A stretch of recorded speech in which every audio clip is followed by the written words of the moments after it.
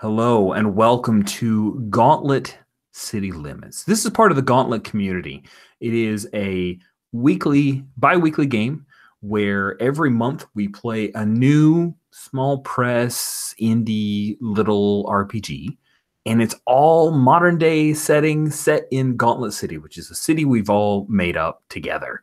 Been playing this for almost 2 years now and it's been really fun. This is a brand new game that we're playing. Game just came out middle of last year, which is 2017. It is called All of Their Strengths. All of Their Strengths. The short version is this is the Blade movie, the Wesley Snipes Blade movie, and also the Blade TV series, the short-lived Blade TV series, Blade trilogy. This is that game. You are the badass half monster known as a hybrid. You have gained all of the strengths of the Kindred, which are the supernatural bad guys. They're all bad. You are sort of bad. You're the anti-hero. And it is a game of UV bullets and wall running and beheading and kick-ass rave techno music with glamorous special effects. This game has count them, three hybrids. So obviously this is not the first movie in the series. We have had previous movies in the series to all introduce each of these characters on their own. Maybe one of them had a short-lived TV series and was like elevated to a movie. I'm not sure. We'll find that out.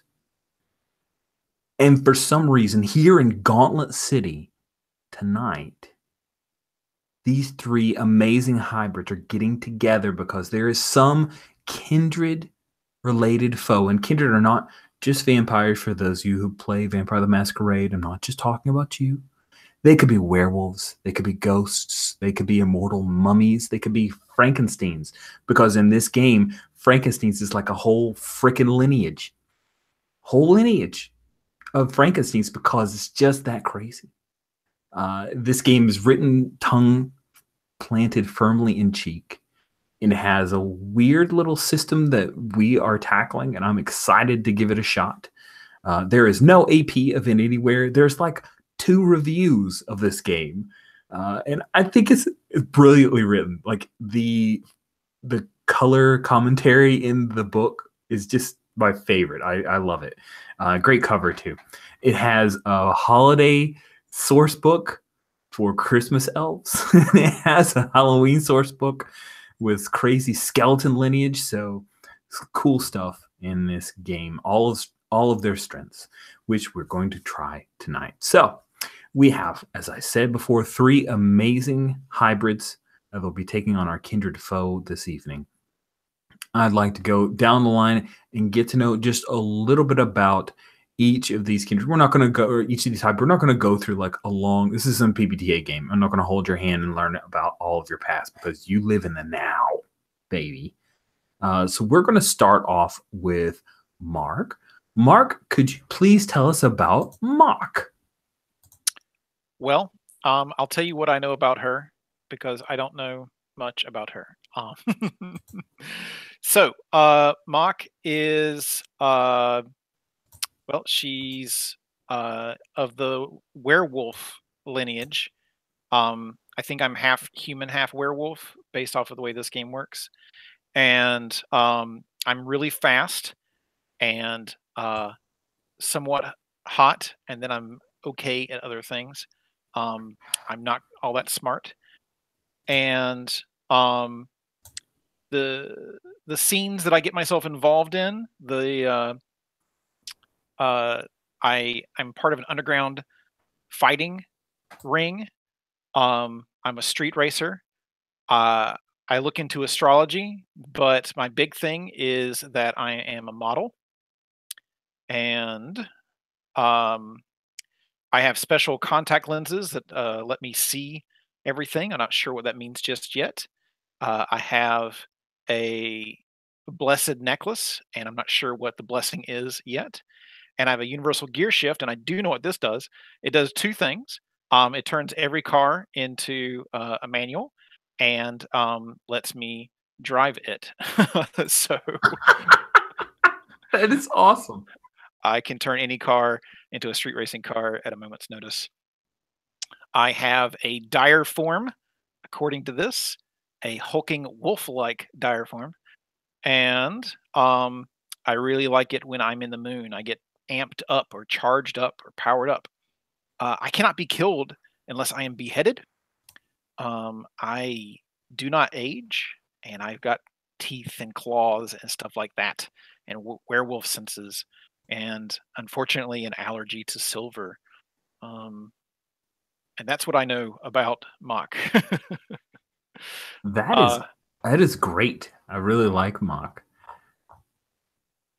Cool. So this modeling, I do have one question. The modeling, is this high society like runway show modeling, or is it like catalog modeling? What kind of modeling are you seeing her in our intro scene? What modeling is she doing that we see?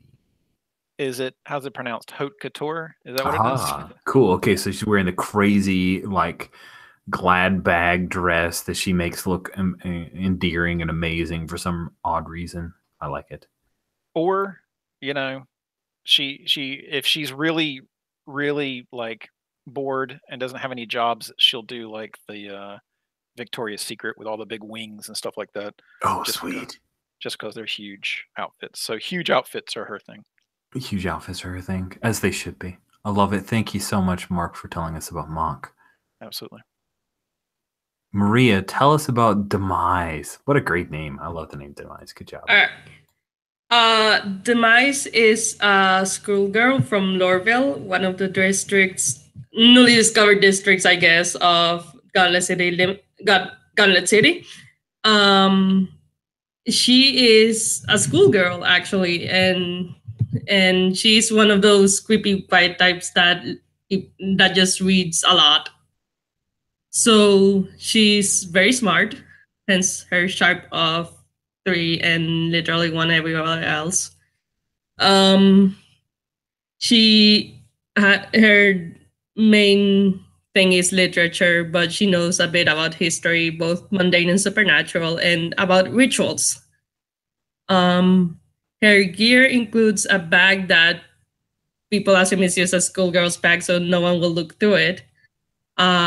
Books of occult knowledge, where she just reads and learns shit from them.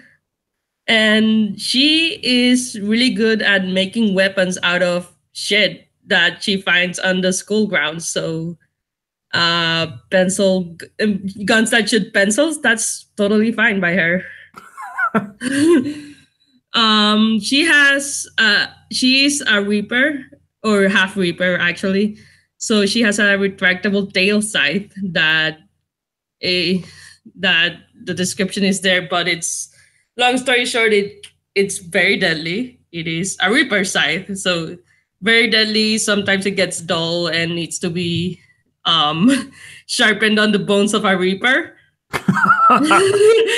No, like, I'm not making this up. It's right there. I know. Even if you were, I love it. It's canon.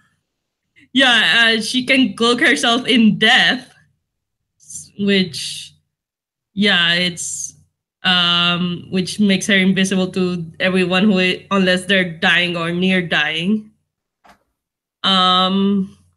She is immune and unkillable except by Reaper bones or scythes. Immune to suffocation, exhaustion, disease, poison, thirst, hunger, age, heat, cold, and mind control. She can levitate and can sense life and death.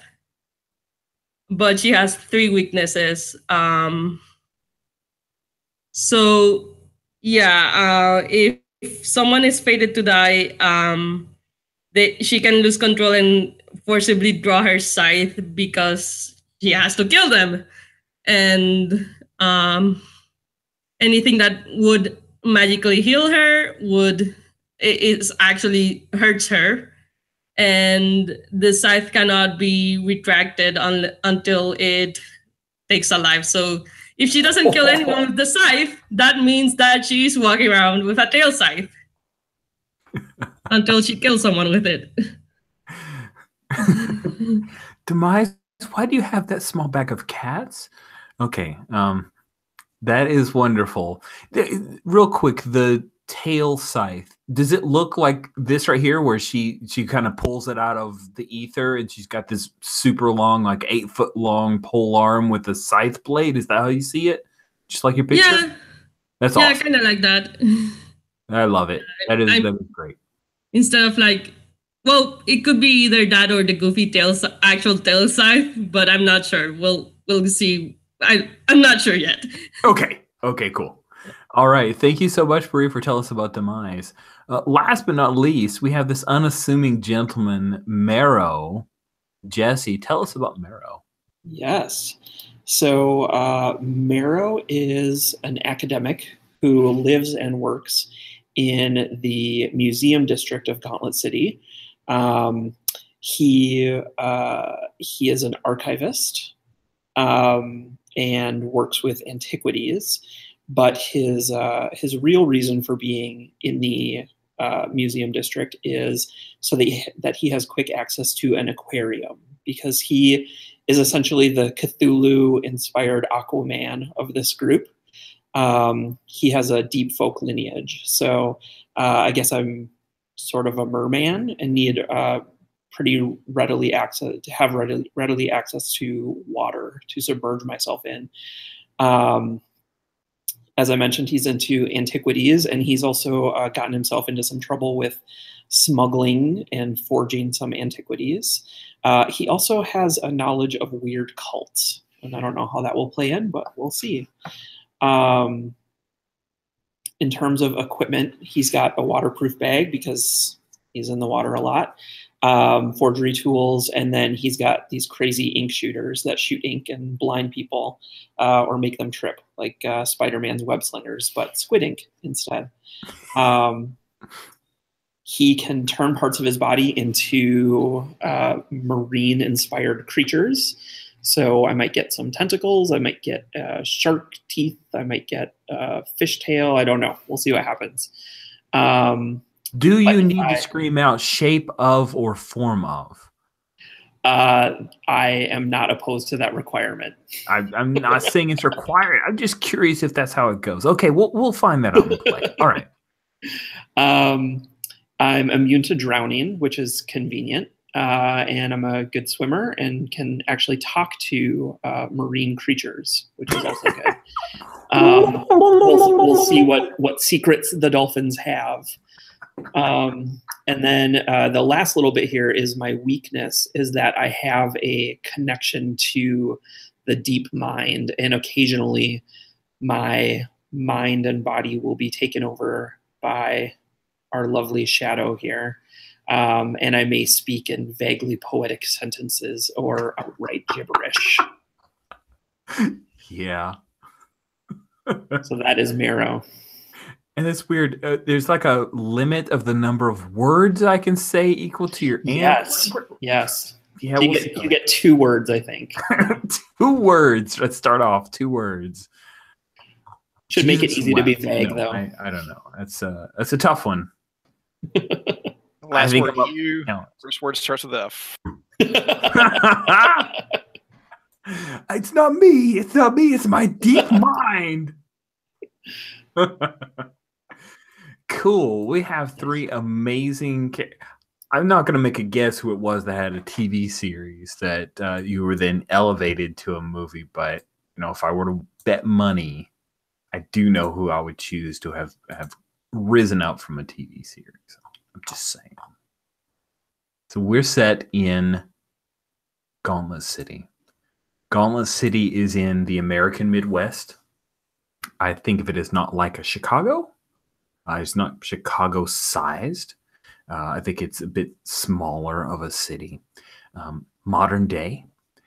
And we begin our tale. It is fall. The leaves have started to turn. Occasionally there is a chill wind in the night air. And it is a weekend. We begin our tale, which is called Bone City. We begin our tale as Mock, it's a Friday night, and you are at Gauntlet City. You are downtown. There is a huge haute couture show, and you are, of course, one of the models at the show. So just what's like the color scheme that you're wearing as we start off, kind of a camera pan that kind of comes in over the catwalk, and the catwalk is this glassy black, right? And there's some girl in heels who's walking down the catwalk. We have this booming music, this heavy dubstep. It's got a weird synth at the end, and we go backstage and we see you, Mock. What's the color scheme? You're getting ready. You're about to go on and do your own walk. What do we see for Mock? Okay. So when does the whole sorry, when I have to say and then I have to pay for it? No, these aren't actions. This is good. Okay. You're going to succeed. Just keep talking and I'll tell you when I'm going to okay. use the foil.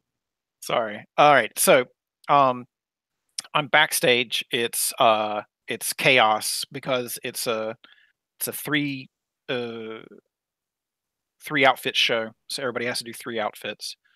And the color scheme that the audience is seeing are the colors of fall leaves. So reds and browns and yellows. But the further you go out from the center of the person, it's more green. So you might see green heels and stuff like that. I don't know if it matches, but that's what is being done tonight.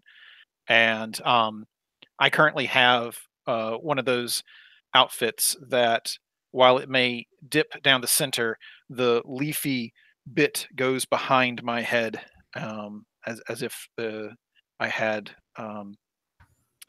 I think like in the Dracula films or whatever, like they've got like the giant, thing behind the head. I don't know what the word for it is. I know what it is. Yeah. I don't know what it's called, but that is amazing. It's like a head. It's not a headdress. It's like a cowl kind of a thing. Cowl? Is that what it's called? Is it a cowl that goes in the front? I was thinking it's one like it's like a giant collar, right? Yeah. Yeah, it's just a giant collar. Yeah, just a crazy collar. Let's go with collar. Love it. And so I'm putting the outfit on.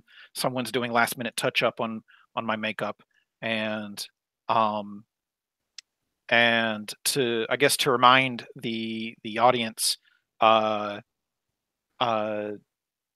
when apparently I guess I don't take off my necklace. I always wear it, my blessed necklace. Oh, nice. Okay. And when someone gets their makeup brush too close along the neck, I like snap at them as if I were kind of lupine, just a little. It looks like it's a model with an ego on her head, which I am, but I'm also snapping at her because I'm kind of wolfy. And then they call out my name, and it's time for me to go out. Oh yeah, we have like a little toady of a guy who's like, no, that doesn't go, and he starts to reach for the necklace, and you start to snap at him. He jumps back, and then you're next, Mock, and someone calls you up, and bam, you come up onto the walkway, and you're coming down the walkway, and the camera loves you, right? You are the belle of the ball. You're absolutely the star. And as you're looking out, it's almost like this blinding light from all of the flash bulbs that are going off, and the hot lights, but you are cool as a cucumber, cool as the other side of the pillow. But among the many hoity-toity and press and the elite, Mock, you see among them, you can actually, the first thing you see is like the light glinting off of his fangs, as you see a gang leader, big guy. He would be played by like some wrestler that's trying to come up and make his way out of the WWE, and he's mostly here to look beefy and handsome. So he's got this like stringy long black hair. He's a little bit on the swarthy side, but they shave every ounce of hair off of him that isn't on his head or eyebrows, right, to make him sexier. You know, this is Red Roger. He is the leader of the Sanguine Sons, which is a local vampire biker gang.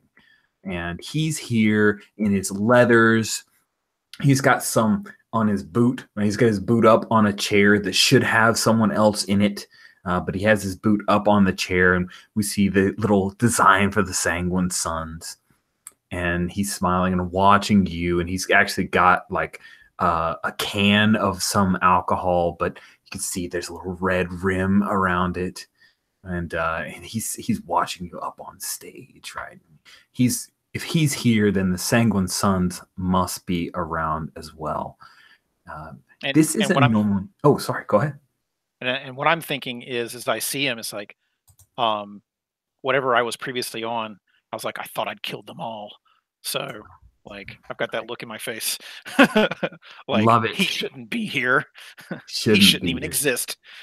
That's awesome. Cool. So we cut away from you as you have that recognition of Red Roger, right? And the reason that we, the audience, knows about Red Roger is we have the and it's the little text that comes down underneath, giving the little readout for Red Roger and a hulking, violence-loving leader of the Sanguine Sons, the local vampire gang. He and his boys are taking every opportunity to make life hell for you.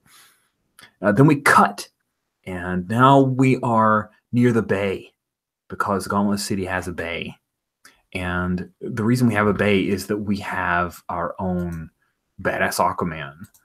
So we have to have a scene by the water. It's just it's a prerogative, so it was happening. Marrow, you are here. I think I'm gonna lean on your smuggling scene. So you're down by the docks, and you are working to procure a particular item. Is this for yourself, or is this for the museum? It's actually for neither. It's for an associate of another local vampire who I am familiar with, by the name of Damien, and he has been seeking a portrait, actually, of himself from the 1400s.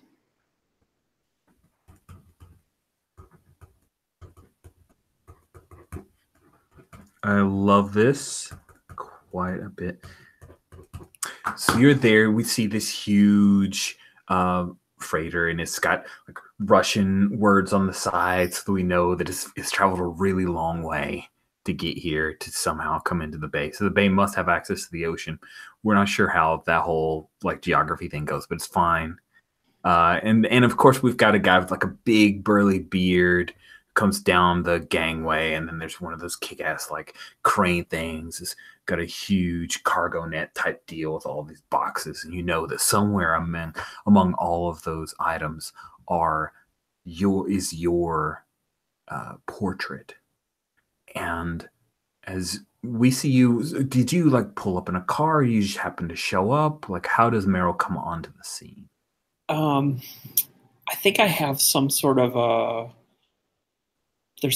path underneath the docks that connects maybe to the aquarium, and I actually emerge glistening from the water. Oh, that's so dope. I love that. I love that with all of my heart. So yeah, you emerge glistening from the water, and you see the crane is lowering down the cargo net with all of the pieces from the hold of this Russian ship, and where the portrait can be found. Then the camera cuts, and Demise, you've been doing a lot of research, and there's also something on this ship of interest to you of supernatural origin. Now, is this something that you have found will be like beneficial? This is a thing that you want because it could be beneficial to you or someone you know, or is this something you're here to stop? I think it's something that I want to like study, or maybe it's a school project even, because because what? Because academia wants me to research something, and first-hand experience is always best. Now, she's a high school student, so is her advanced projects, like, is she actually doing this for AP Lorevil's shit, high school? yeah. AP shit for high school, right? To get her into Gauntlet, Gauntlet City. Well, it's academia, so and I posted in the neighborhoods what that deal is about, if you remember. Yeah, So, yes. So that's great. Yeah, Yes. for our audiences, it's creepy high school that worships knowledge pretty much. So the kids all end up in Ivy League schools, and it's pretty much a prep school, but it's public, and yeah, it's creepy, but So we call it gets a magnet school. Yeah. Nice. How is it that you come onto the scene, Demise? We have Marrow, who is arising from the lake. But how does Demise show up? I think I have my grim cloak on, so I wreath myself in death, so no one can see me unless they're about to die or dead, and I'm levitating there, so I'm just floating. Like the audience would see like a bunch of black, and then just the mass going to the ship, like just landing on the ship. That's wicked. And there's the mice. That is really cool. I love that image. Cool. So yeah, the cargo net is let down, and you know that the we'll say is the rarefied grimoire of Enoch is what you are after. And the grimoire of Enoch is there amongst the crates. And so is this a thing where you're going to wait and follow it out? Or is this a thing you would just out and out steal, Demise? I think it's best to wait and then steal when it's vulnerable or exposed. So yeah, cool. I'll just wait a bit on the side. I mean, it's not like anyone can see me. All right. So you're biding your time. You've got all the time in the world. Marrow, you said you're smuggling, right? So I imagine as you come up, do you go up to the Russian guy who came down the gangplank and finish the deal? Is that? Yeah, I think I pull out some clothes and get myself dressed and walk over to him and kind of nod, and maybe there's some sort of an envelope or something that I give him that helps ease the transaction. Very good. And the language barrier. Good dealing with you. Good dealing with you. Here. And he'll go over and he like pulls he's got a hook, right? And he pulls the hook down to pull down the cargo net, and they start picking through. And you get a weird feeling, Marrow, like there's a presence that you haven't felt. It's the presence of death. It's somewhere nearby. You, being only half human, have senses that are supernatural. But not only you get that inkling, you hear a sound. It's a loud sound of vehicles, and we get a couple of flashes of headlights. You see this as well, Demise, as 6 jet black Humvees zip along the dock, along the road, the dock road, right? They're moving fast. They're doing like 45. But we've sped up the camera, so it looks like they're doing 60. And there's shoom, shoom, shoom, shoom. And you see they have UN plates. And that could be none other than members of the group Hunt. It's an agency for hunting supernaturals. They could be your allies against the Kindred, but oftentimes they turn out to be your foes. They're an agency so secretive that no one really knows what Hunt stands for, even if you search in the whole PDF. That's how secretive they are. And they zip along, heading on their way. We cut back to Mock. And Mock, as you head down, you do your turn on the runway, you start to come back. Red Roger stands up from his seat. And now he's walking and he's walking in the same pace as you. Like the two of you are walking in parallel. He's down here, right? But he's tall. He's WWE guy, so he's like 6'5". He's tall enough to where you can just jump off, right? Keep walking. He's walking, paralleling you and watching you. He like points up to you. What are you doing? He's pointing up at me. And he smiles, those big fangs of his. So every so often, since there's camera people all along the way, you can do like a stop and turn and pause for all the camera people to get their shot. The last one before you walk back in. So this is my, this is the one where I have to be the most stunning, I suppose. This is my last little hurrah. So I turn and I put my hand on my hip and I strike my pose. I look at him with my contact lenses, my see-all contact lenses, and I detect something strange and abnormal, and you take over because I don't know what the strange and abnormal part is. Cool. So you look at him, and when you take a glance at Red Roger, you see what you would expect, right? You see the skeletal look of a vampire, right? So not only is there this human skeleton, but you also see that he has these like bone protrusions along the back of his spine that come up.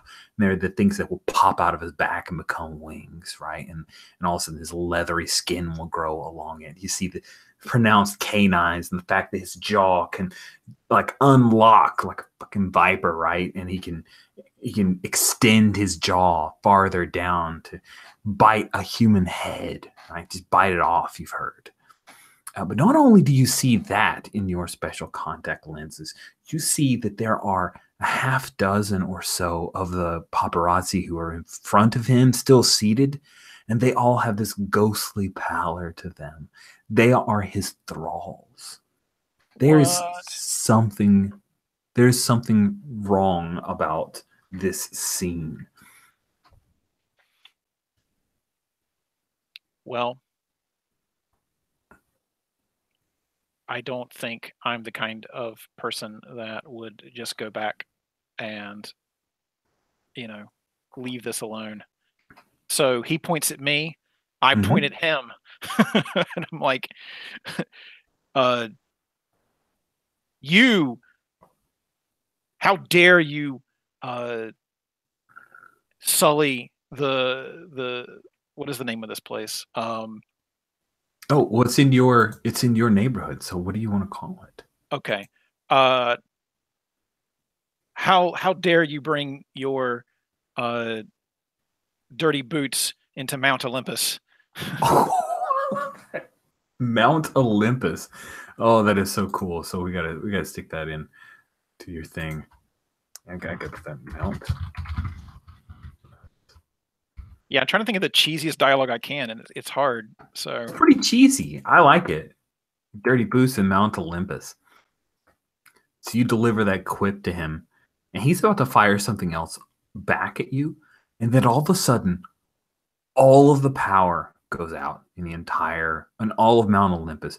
Ka-choom! And that normal hum, and of course the music and all that just drops down, and there's this pregnant pause as everyone realizes, and there's a couple of screams, and people bring out their cell phones, and there's like this myriad of cell phone lights around, and then Red Roger, you catch sight of him. He's walking out. What do you do? In the blink of an eye, I'm standing in front of him, and I reach out. You're going to stop me whenever you want to stop me. Yes, so, I am. I reach out and put my hand on his throat, and I lift him into the air, and I demand from him how his gang has risen again. I have destroyed you all. Nice, cool. So you grab him by the throat. You're way shorter than he is, but you are just so werewolfy badass that you start to lift him up off the ground, but he doesn't need to breathe. And he is going to try to foil you cajoling him for any information. We're going to go to our first conflict. I'm so excited. Okay. Dice is happening. Okay. I am going to share screen with the roll for your party. So I have 3 threat that I rolled at the beginning of the game. I'm going to call this a 2 threat that you need to beat. So the kick, which is the challenge of a thing, is normally 0. All the stuff you've done up to this point was kick 0. I'm now saying I want to foil your effort. And so I'm putting forth a kick of 2. You need to look on your character sheet and take gear and scenes. Now, you're trying to intimidate him, right? You want to know what has happened. So I think that to me sounds like a hot roll, which you are really good at. Lucky for you. Okay. So you're trying to get up to your hot stat is 2. The threat is 2. So tell me what scenes and gear get you up to that 2. Well, I have to get to a 3. Right. So you can get up to the 2, and so people who have read the book, I don't find where it's clear whether you have to beat the kick or meet the kick. So I've just told everybody pre-game, you're going to make you beat the kick, mostly so I can get more threat dice because I'm a dick. So that's what we're going with for this game. And if it doesn't work, we'll change. So you've got to get to a 3, but you can get without risk dice. You can build with gear and scenes to get to your 2. So what are you using? And those are the only 2 things, right? Like I can't use any, like the descriptions of my werewolf powers don't create any extra. They're supposed to, according to the kick, but I'm not sure. I'm guessing it just boosted up by 1. Yeah, I would say that you can boost by 1 if you've got one of these that you want to use. If you want to go to dire form, I'll totally give you 2. I was going to use the senses that I had as well. Okay. As part of my description. The charm, wolf-like senses? Okay, yeah. Cool. So how's that working? Okay, so I know he doesn't need to breathe, but I do know exactly how much to squeeze to make it hurt. Because I can sense like the pain in his body. I can sense the blood flowing through it, and when it starts pumping faster, like whenever the adrenaline kicks in. And I've been intimidating people through my underground fighting ring for a very long time, so I know how to do that. So that takes me up to a 2, and then I'll give you a risk die to take it up to 3. All right, so you're giving me a risk die, which is amazing. You get to go in and roll that. So I've just used this thing up. I'm going to delete selected, but you get to roll me a risk die, and I've just sent you the link in our Hangout chat. Go ahead and roll that die, whatever color you want, and I get to move it as threat. I'm hoping for a 6 or a 1 because that's a special. Okay. I guess I could just re-roll the die that you had selected as well. I deleted it. Sorry, so you can't re-roll it. Alrighty, and I don't colors. Whatever color you want. Green pumps, green dice. Alrighty, and green pumps, green dice. Great logic. Submit. I think it is. Mm-hmm. Okay. There you go. Have a 3. A 3. I love it, guys. That is what I wanted to hear.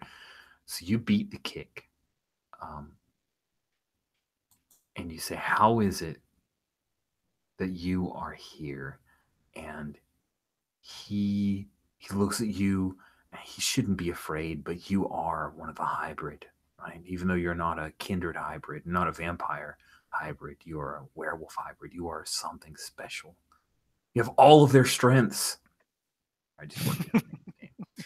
And you see a little bit of this feral, like lizard brain fear cross over his face, and that bravado falls away. And he says, you did kill us, but we're back. Then we cut away from you. Because I wouldn't what an answer. I know. But you did kill us, but we're back. Sorry. That was the best bad one-liner I could come up with. So we cut over to the Hunt Humvees. I guess they're Humvees. Have zipped by. Russian guy give him the envelope. He hands over. It's wrapped in like that brown paper with a couple of twine, right? And he hands that over to you, and you're able to procure the portrait of Damien, the local vampire lord here. And yeah, you've been able to procure what you're supposed to turn over to Damien. I'm assuming you're gonna head back home, or is there? Well, I think once I get it, I actually unwrap it a little bit. I have a little like magnifying glass eyeglass thing, and I do a bit of examining on it to make sure it's authentic. Oh, that's so cool. And then I pack it up, and I actually try to pay attention to where those Humvees were going. I noticed the direction that they were headed. They're headed, past the dock, and you see they take a left, and they are headed south. So the way I'm imagining the Gauntlet City layout, and again, there's no official map to Gauntlet City yet. But the way I'm imagining the layout is that it's kind of like the Great Lakes, right? So the bay that you're on is to the north, and the majority of the city is to the south. There's also a railway to the north as well. Okay. So I make a mental note then of where it looks like they're headed, just in case that comes in handy later. And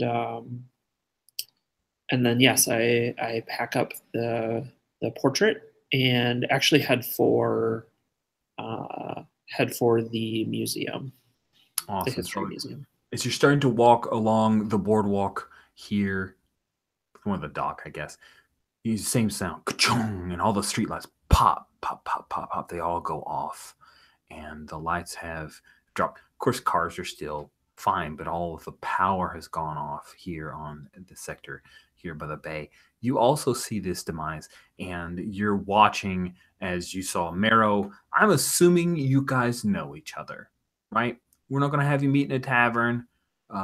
You know each other. So Demise, you know that's Marrow, who just traded for a thing, but he does smuggling stuff, right? So it's a thing. Maybe you even recognize, because he pulled away, you recognize the picture. Like, oh, that's Damien. Oh, snap. He's working with a vampire? Ooh. Write that in your little notebook, right? Open up your little journal. Think crap. Yes. Oh, I have. Yes, totally. A little 3-ring binder. Like, oh, man, working with Damien. Cool. And then you spot it. They have the tomes that are in the grimoire. The rarefied grimoire of Enoch is in a particular crate, as you know, and it's loaded into the back of an SUV, like an Escalade, right? And the couple of thugs are starting to drive that away. And that's when all of the lights go off, and you see that Marrow is headed back. So curious, Marrow, you like swam onto the scene. Do you have a car here? You gonna steal a car? Like, how are you getting back to the museum? I think I had I think my motorcycle was placed here. Thank you for saying motorcycle. I was like, oh man, it's the best. I was we'll say that my swim was like just a refreshing swim, but my motorcycle was parked here. My gloss black motorcycle.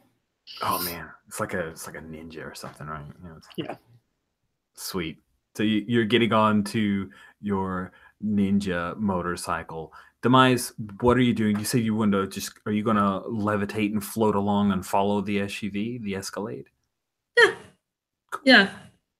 I will actually float on top of the SUV and then just sit there and then take notes with my notebook as the breeze passes. It makes my hair like willow in the breeze and shit. I love it. Awesome. So the SUV, we're going to follow you. We have a tracking, and you see that this SUV heads off, and the SUV, the Escalade that you were in, actually is headed towards Statue Row. Statue Row is one of the neighborhoods in Gauntlet City. This particular one is officially the museum district, but everybody local calls it Statue Row, and you study enough to know that, of course. And not the Museum of Natural History, but there's actually a large library here. And these guys are, the Escalade is headed towards the library. Now, this library is actually ostensibly under the control of one of the Kindred. It's a ghost. And so probably this ghost is trying to get a hold of the rarefied grimoire of Enoch.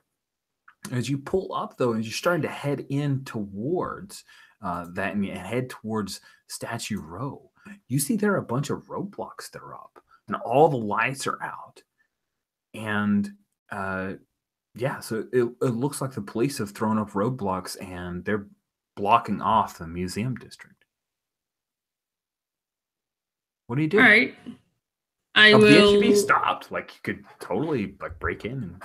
Yeah, I break into the SUV, to the back. I like basically break out the trunk of the SUV, Okay. and then I look for the verified book of Grimoire of Enoch through the crates. Nice. So yeah, you break through the back. Do you like rip the thing off of its hinges, or do you just like you can't phase through things, right? So you got to physically. No, I'm gonna have to. I think I have like maybe created a some sort of like what's it called, the things like to break into people's houses, but using like paper clips and something. Oh, cool. So you have some kind of lock picks of your own. Yeah, that's what I meant. Yeah, I made a lock pick for that using paper clips. I'm going to attempt to foil this, but really, I don't have a whole lot to foil it with. I'm going to take this kick from 0 to a kick of 1. So walk me through. You said you were using your rarefied lock picks. I think this takes a sharp. This is a sharp maneuver. Yeah. So you've got number 3. You're really sharp. How are you doing this, scenes and gear wise? Gear wise, yeah. So I'm not sure if that applies because it's oddly effective weapons made from school supplies. I'm not sure if since it's not a weapon. I'm not sure if that applies. So what is the school supply that you're using to pick this open? Paper clips. Paper clips. Okay. All right. The judges say yes. I'm getting a thumbs up from the judges. We'll allow that. So that's 1. You've got to beat it. What's the second thing that you are using? Gear. I'm gonna say I'm trying to use my life sense so that make sure like I'm doing this while they're not looking. Okay. While those thugs aren't looking. And if not, I can just say I'm using levitation to basically float while I work on it, so I don't have to be in an awkward angle. Okay, cool. All right. Well, that gets you to 2, and that will defeat you. You exceed the kick, which means that you successfully sneak into the back of the SUV. And as you're doing that, you're lifting up the crate. And you hear the 2 guys who are talking back and forth to each other. They're listening to right now. They're listening to some Run DMC, it's older stuff. It's a lot easier to license for our movie. We're trying to cut a few corners so we can spend more on the CGI. The 2 of them, though, we have subtitles because they are speaking in some kind of like Fey tongue, but they are not aware of what you are doing, and so you grab the grimoire. The rarefied grimoire of Enoch, and you can begin to abscond with it, leaving the area that you picked in the back. Right, you just levitate straight up and back, and you can GTFO. However, as you leave, you sense, and we cut to Marrow at this point as well, and we're going to be jumping over to Mock in just a minute. The 2 of you, as you're both near Statue Row, you sense a very powerful spell, fire. And the 2 of you see it, and we have this kick-ass sequence where over kind of the boundaries, just behind the roadblocks that have been set up. Along the sidewalk, there's this like glassy flash of a dome just brought into existence, and it covers like a pheasant under glass. It covers all of the museum district. Someone brought a seclusum spell into existence. Something is being hidden in the museum district. So we're going to cut away because we haven't heard from Mock in a little bit.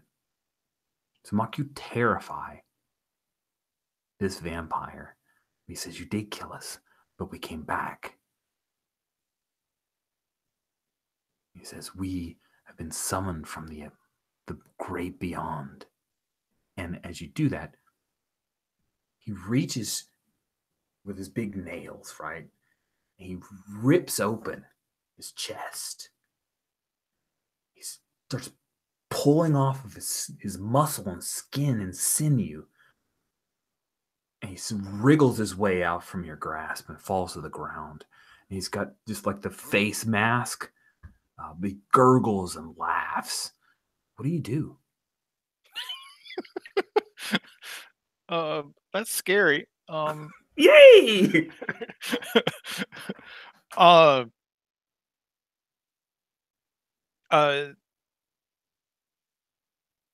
I spend a moment to call out to it. I say, "What the fuck are you?" So I don't know. We might be able to get away with PG-13 with one F-bomb in the movie. So. One. We can do one. That's our one, guys. Sorry, I may have taken that It's away from okay. everybody. It's okay. We may have like music cuts and cues and whatever. We could do a voiceover later. It's fine. It's good. It makes it edgy. It's the right call. Yeah. Right. So the lights all come back on all of a sudden, and I'm surrounded by this thing's ghouls. There's a circle of them around me, and in the center of the circle is Red and I, and I yell at all of the innocent bystanders. I'm like, "Get out of here now!" and start people screaming and running away, and people like falling over chairs. Oh yeah, I love it. Yeah, but the music's back on so that I can have some kicking and punching. But the lights come back on and they go back off, and then they come back on and they go back on. They're flashing for some reason. It's like a pulse. Yeah. Like a effect. Yeah, like a strobe effect. And I guess my actor isn't a really good fighter, so they need to cover up a little bit on that one. She's got it anyway. modeling. She's got that part. Right.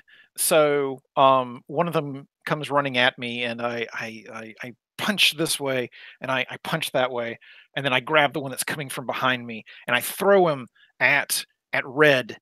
Awesome, and I'm going to try to foil you now as you're trying to defeat Red and the Sanguine Sons. I am putting forth some of my threat here. So I'm going to spend this 3. You're going to have to exceed my 3, buddy. Good luck. Or you can just eat some damage. I'm happy to hurt you. Okay. How much damage would I take? You're going to take 3 hurt. 3 hurt to make your way out of this fight, and you will not defeat them if you do not try to beat my 3. And what happens at 5 hurt? What happens at 5 hurt is you are unkillable, and they are not using silver, so you will basically, you are nearly killed or appear to be killed, but you show up later. I see. Okay. Alrighty. So I need to hit a 3. I need to hit a 3. You need to hit a 4, sir, with my crazy rule. I need to hit a 4. Now, to hit a 4, you definitely got to use some risk. Okay.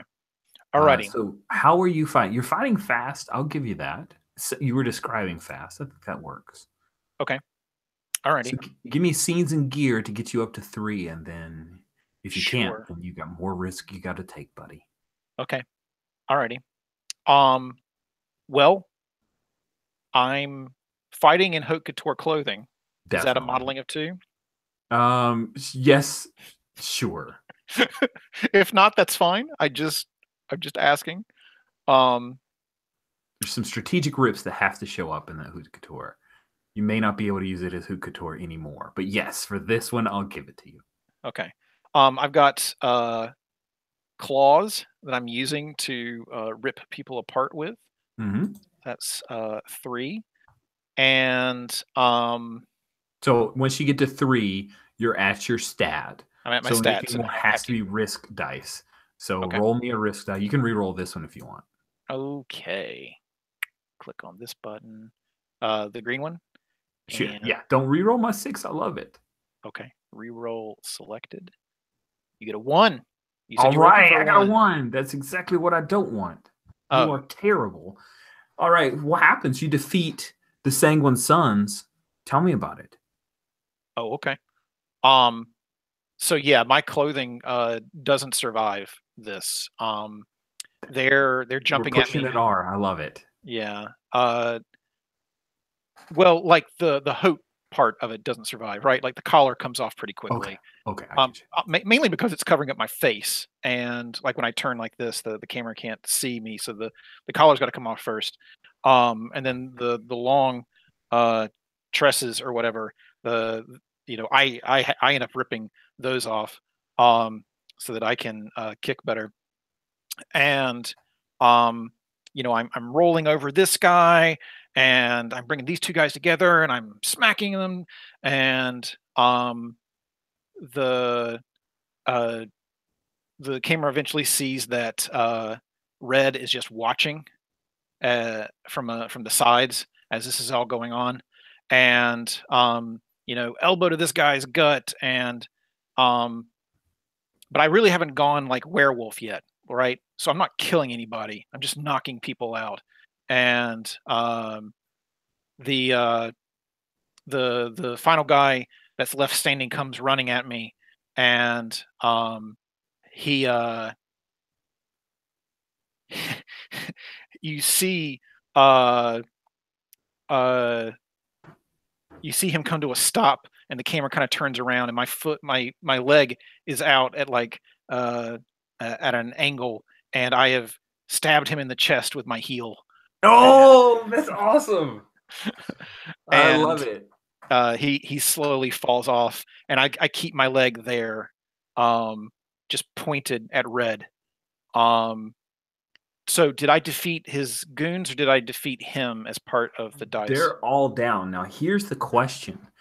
You defeat them, right? You defeat them as you would normally defeat vampires, staking, whatever, and you staked him in the heart.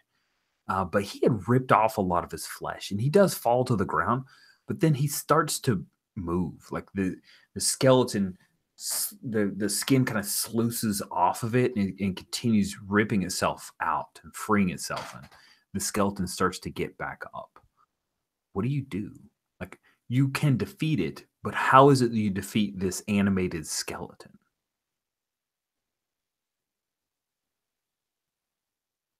Do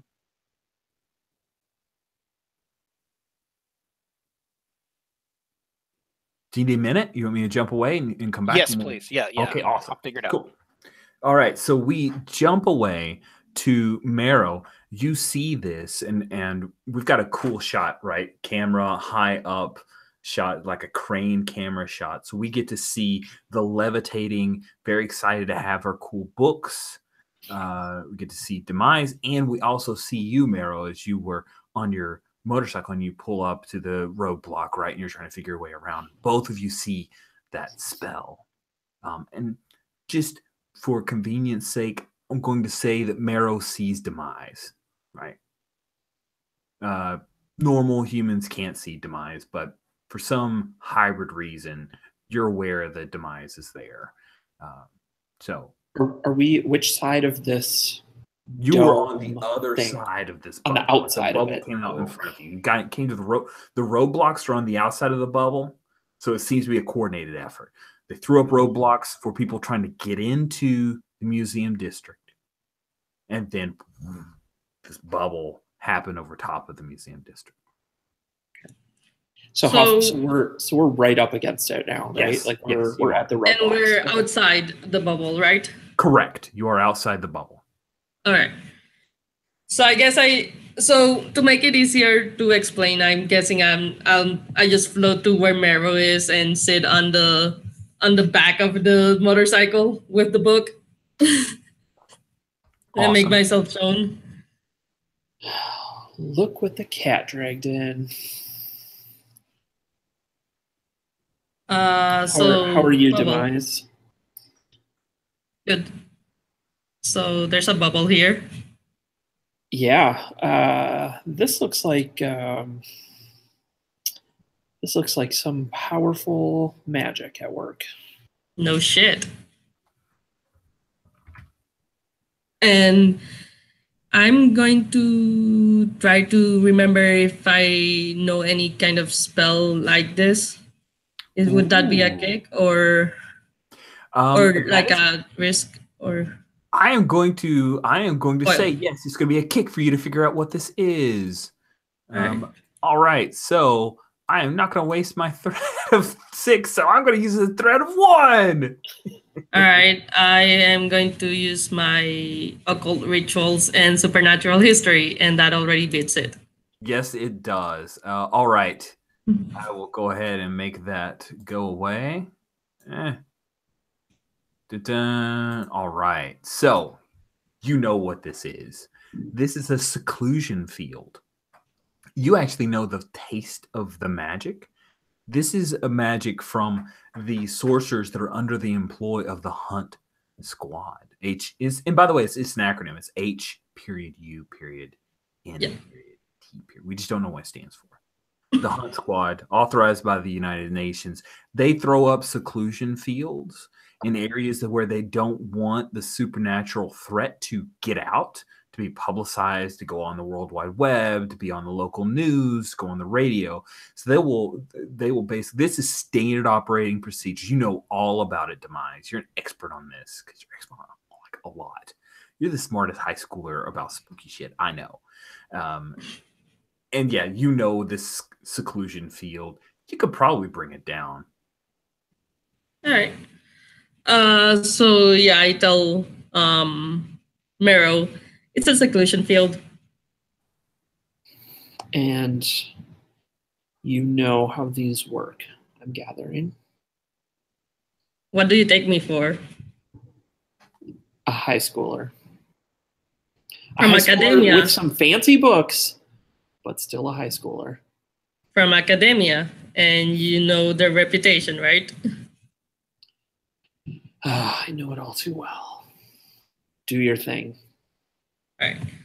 So I'm guessing there's some magic circle shit and maybe some sorcerers outside keeping the seclusion field up. So I am going to look for those and murderize them. So just so you're clear, you're an expert. You know that the Hunt Squad or the Hunt teams, you can roll up and you can defeat one of them. However, you bring that bubble down, whatever it is that they're trying to hide is also going to get out, and while you could get in. So just making sure you're aware of that. Yeah. So the Hunt aren't necessarily malevolent directly against you guys. They're against all non-human supernatural entities that pose a threat to humanity. You just happen to be half of that. And so occasionally you guys might butt heads. Does that make sense? Yeah, that makes sense. You can totally take down one of the Hunt sorcerers. I'll let you find one, and we'll see what kind of fight breaks out there. But if you do that, then your success means that this bubble, whatever it's hiding, is no longer hidden. Okay. What happened to, sorry, just quick question. What happened to the people in the Escalade that she grabbed the book from? Were they just... They're still waiting to go in because there's a roadblock. So they're hanging back, and right now they're listening to Christmas in Hollis. And there also are very cheap to license. And there are 2 of them. There are 2 of them. Do we actually just need to beat them up, steal their clothes, and sneak in as them? That could Just that saying. So does the seclusion field also keep people from coming in? So the seclusion field it basically brings down all external communications, and it does prevent people from leaving as well. As far as people going in, the hunt squad just have patrols of people who are around. Okay, so we can just go in without killing anyone. That's fair. All right. I just I tell Meryl, you can go in, however, and then I just go to my what was it called? Grim cloak and levitate past the field and go in. Cool. So what do we see Meryl doing? Okay. So I guess I'm gonna try to find a way to sneak past the guards. Awesome. Yeah, there's just a patrol going around, right? So you tell me how you do it. I don't want to put a kick to keep you out of the cool shit. So how is it that you do this thing? Well, I think I know actually of a there's some sort of a water duct or something that nice moves underneath the ground that I could potentially use as a transport in. So there's a scene of me like lifting up a grate or a manhole cover or something and just diving in, and then a few minutes later, somewhere inside this space, a similar like sibling cover kind of raises up as I peer through it. Oh, it's kick-ass. Awesome. I love it. So we're going to jump back to check in on Mock as she finishes off one of the vampires that has turned into some weird skeleton creature. So at first I'm completely outmatched. Every time I go to strike, like where its flesh would be is just air, or I hit a bone and nothing is happening, and it is smacking me around. We are tearing up the entire area, going through tables. I'm being thrown about. I can get back as quickly as I want, but it's just slap and punch and kick to me.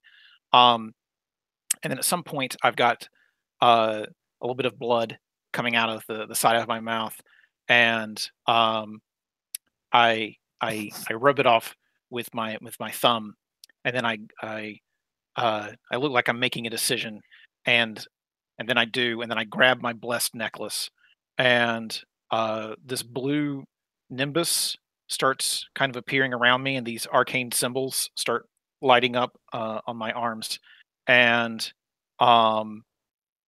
my punches start having effect. Like I will start, knocking off a hand here, or destroying some ribs there, and then I eventually just like it's got its wings, and I rip its bony wings off, and I put my fingers through the front. Well, I'm sorry about our FX budget. It's all CGI. It's good. It's good. We're scalable. All right. And I put my fingers through the rib cage, and then grab at the spine, and I rip the spine in half, and then it all turns to ash and dust before me. That's awesome. And the entire place is like destroyed. Mount Olympus has fallen. Oh, I love it. I love it. Oh, that's so cool. Cool. So the thing that happens is you're ripping him asunder. Red Roger, he calls out in like this gurgling plea. He says, Alton Raw, save me! And then dun, dun, dun, you rip him, and there's like a little bit of viscera, but it's skeleton stuff, so it's just like mostly leftover viscera. Good stuff. We have like a guy who's slightly off. He's got a little like blood squeeze, like a little on your forehead, just a couple droplets. and you're done. You have destroyed these skeleton, ex-vampire, ex-ghoul things, and yeah, you're good to go, Mock. What do you do? I don't know if you're going to get paid for this show, but well, I you think I survived. promoted it myself. So Oh, that sucks. yeah, Pay yourself. yeah. I walk back into the changing room, and a few seconds later, you see me walking out in a shiny leather duster and all of my, regular vampire ass kicking clothes. My hair has been put back into a ponytail, and I'm heading for the elevators to Nice. get into a car and you know find out who this, what was it, Amun Ra? Is that what you said? Aten Ra. Aten Ra. Atenra. And there's only one person I would that I know that could tell me anything about that, and that's the antiquities dealer, Marrow. So I'm heading to find You him. tried calling him, and it was straight to voicemail. Went straight to voicemail. Straight to voicemail. Yeah. You know how he's not. Yeah, we're showing off the Bluetooth capabilities of this car. That's how we got some sponsorship.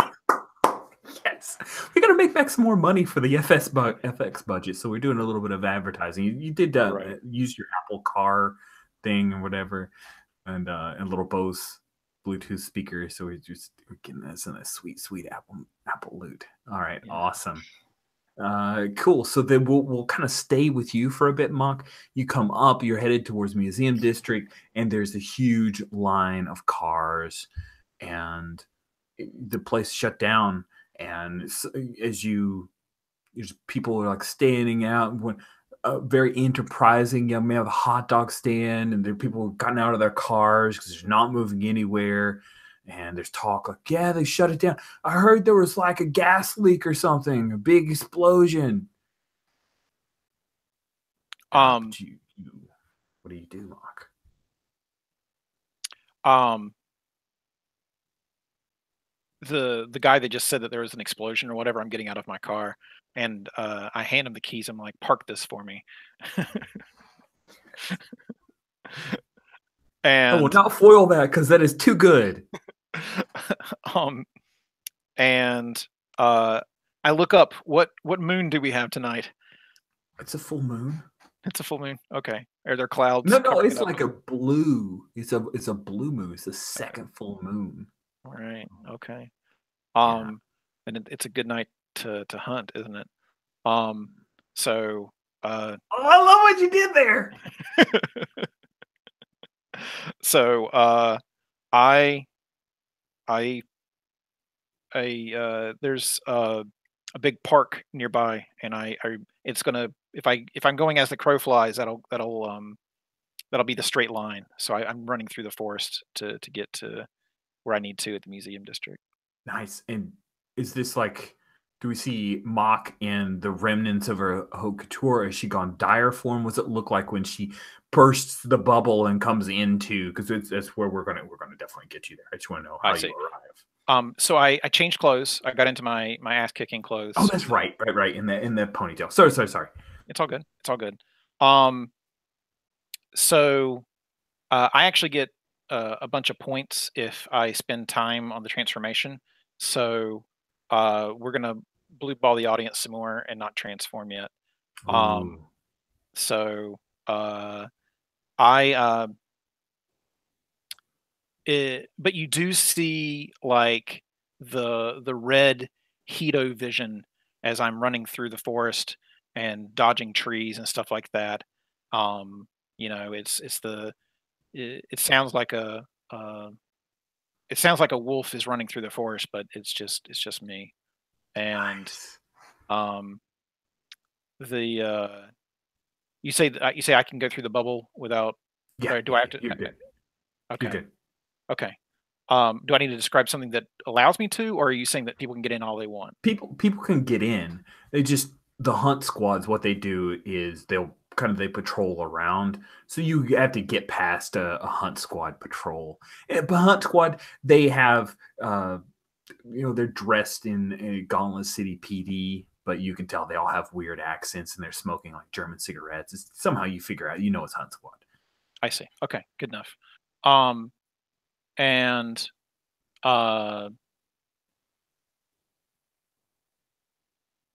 so I do the whole like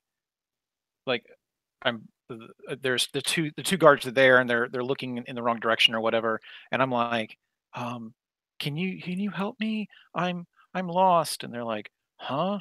And then they turn around and then I smack their heads together and they fall unconscious. Man, and the thing is, they were wearing like those helmets, and bam! But you're so strong. It's amazing. Yeah, I love it. And so you step through the bubble, and you meet up with Marrow. Oh, I specifically grab one of their like walkie-talkies or whatever, so I can. I love it. I love it. Yeah. So when you step through, you happen to come through about the same time as Marrow, as well as Demise. And so we get the meeting of the three hybrids, right? This is the money shot. This is what we've been waiting for the whole movie long. See how these three characters interact. Because they've only ever like crossed over in each other, like guest starred in each other's movies. And one of you like showed up on the TV show in a special like February sweeps week event type deal. This is the first time all three of you have been together. And so the three of you recognize each other. You're on the city streets. The lights are off here, but there's this phosphorescent, malevolent, greenish glow that permeates and just perfectly lights this entire area where you are. And the phosphorescent glow, it emanates from the Museum of Natural History.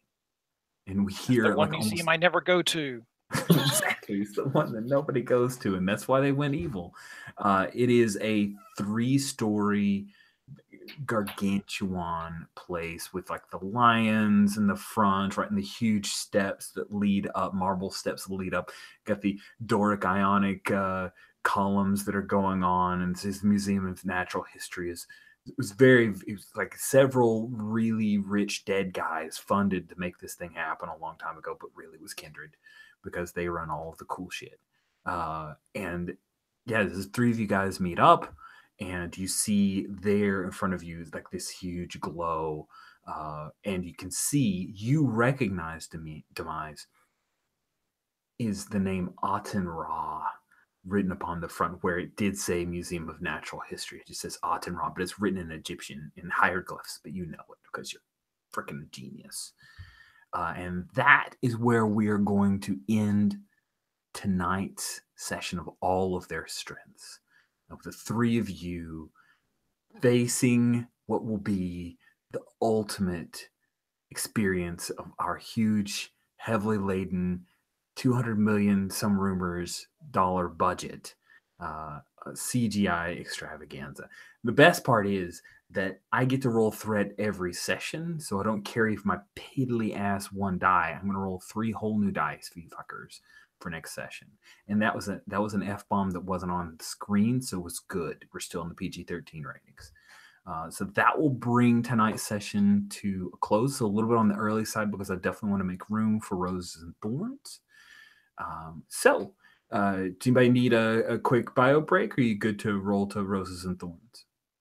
Good roll? Okay, awesome. Okay, so Roses and Thorns. Roses and Thorns are the feedbacks that we'll be using for today's session. We begin with Thorns. Thorns are things that you didn't quite like. It could be within the fiction, or it could be a question about the mechanics that you had that I can go and reread the book and we'll talk about next session. We meet in a fortnight or 2 weeks. It could just, something that didn't quite work for you.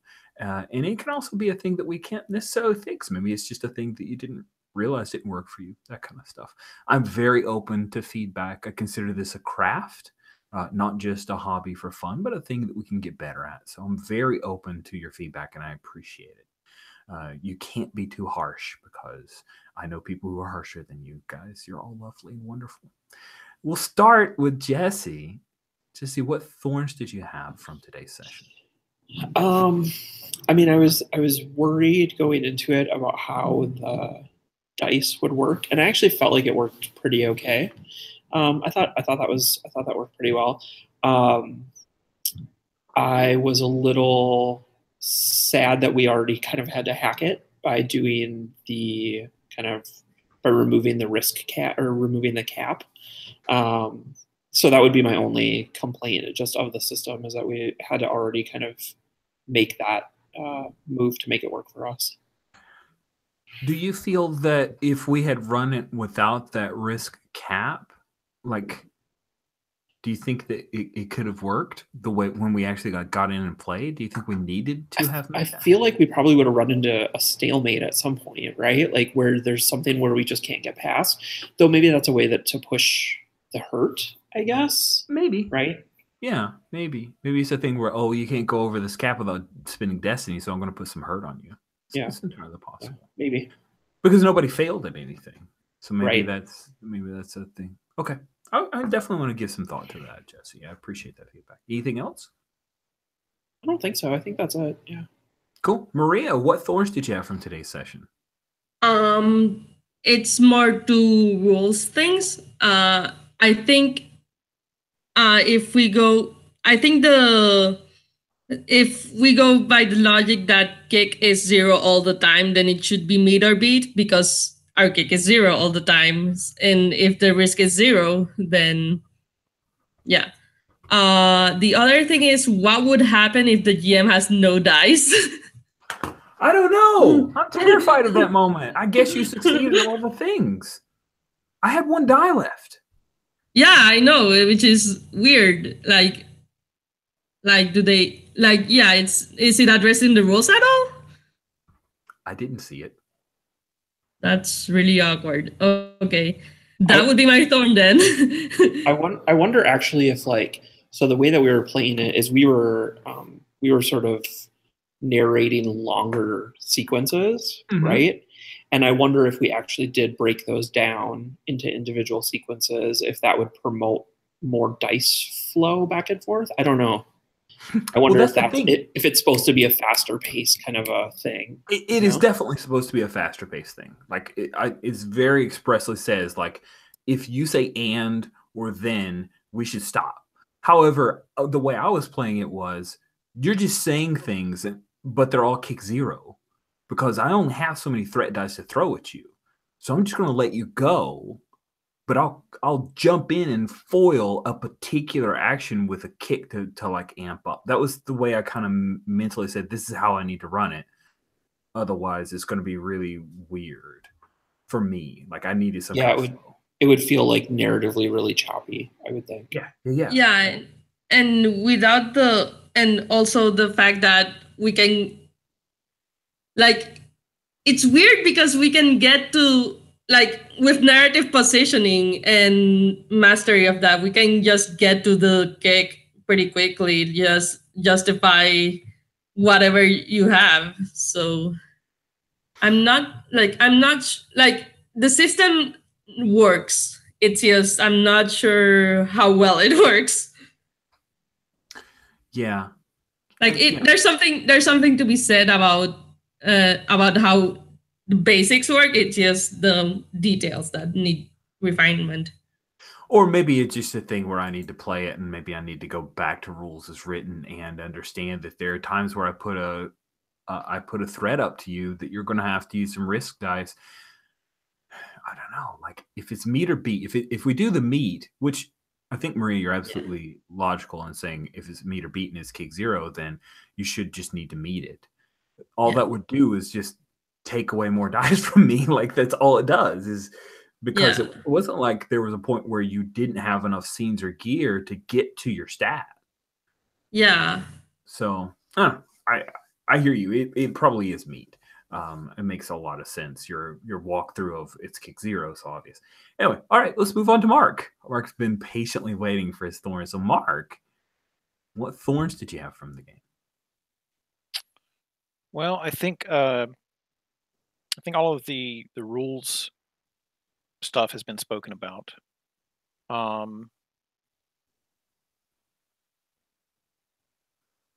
felt a little shaky at first about what I could and couldn't introduce. But then you encouraged me to.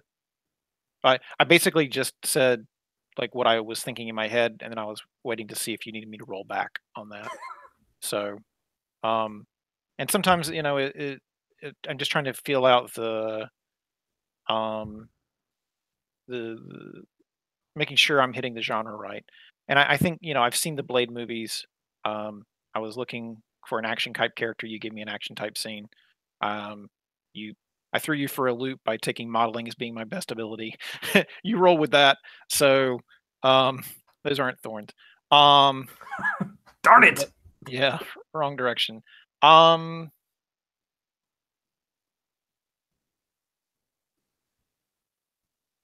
I can't think of anything. Okay, cool. If stuff Uh, comes up later as you digest, feel free to reach out to me. I'm always open to chat about game. Let's stay with you, Mark. Okay. Since you're so patient, what roses did you have? So things you enjoyed. You can give attaboy, atta-girl encouragement to other players for cool shit they did. Things you're looking forward to during our climax. Sure. I think the fiction that got injected by Jesse and Maria was a lot of fun. And I could easily like see it in my head. And good for you, Jesse, for reminding the audience that she's a high schooler. I thought that was good. And I like how she's a bit sassy, so that's cool too. And thank you for Rich for just letting me describe whatever the hell I want and not stopping me. Why would I stop that unfettered awesomeness? I think it's fun to. I would be more interested in a rule set where we were worried about an FX budget, and did I pick up an actor who knows how to do their fight scenes and stuff like that, and still pulled off the same kind of fiction. So the system was blissfully out of the way most of the time. So thank it for that. So Yay! right. We never rolled dice. Yeah. That's what I've got to say. Thank you, Maria. What roses did you have? I liked Mark's descriptions of pretty much the fight scene and what he was doing and everything, like the introducing random stuff. And yeah, it's just that pretty epic storyline and fiction and stuff. And yeah. Cool. Thanks, Maria. Jesse, what roses did you have, sir? I love the way you handle just kind of the overall directorial nature of your role. I thought you did a good job of like cutting the scenes and creating good transitions and bouncing us back and forth. So kudos for that. I'll second Maria's comments on Mark's narration of his fight sequence. I thought that was really great. I really enjoyed kind of feeling off center about what it is that we're going up against. Like, oh, there's ghosts. Oh, there's this Aten Ra. Oh, there's skeleton weird vampire things. Like, I like the kind of uncertainty of that. Yeah, I guess I'll say like I'm sort of intrigued about how the system will continue to play out. I think it has some interesting idiosyncrasies that could be neat. So I'm interested to see how that all continues to go. Thank you, Jesse. My roses are pretty plentiful. I really appreciate how you guys jumped in feet first with the spirit, the characters you created. I honestly believe, like, I totally could have watched the movie about Marrow. Oh wow, Demise is like high school creepy series. It's been amazing, and I'm a big fan of Mock's trilogy of movies that have happened already. it was great. I really love how you guys played together, that you were able to kind of lean in and say, yeah, let's meet up with the other player character. Like that's good. That's being a good kind of generous gamer to me and to the rest of the group. I love that when you guys got highlight moments that you were able to jump forward with really interesting fiction. And I appreciate that. And I also like the mix of powers that you guys, it wasn't just like three beefy, burly, ex WWE wrestlers trying to make their starring roles type thing. It was neat. It was a cool mix of stuff, from like travel to esoteric knowledges to modeling. It's so kooky and fun. Appreciate the spirit and the fun that you guys brought to it. So thank you all so much. And that is the end of the first of two of all of their strengths. And I look forward to seeing you guys in a couple weeks so we play it a little bit more.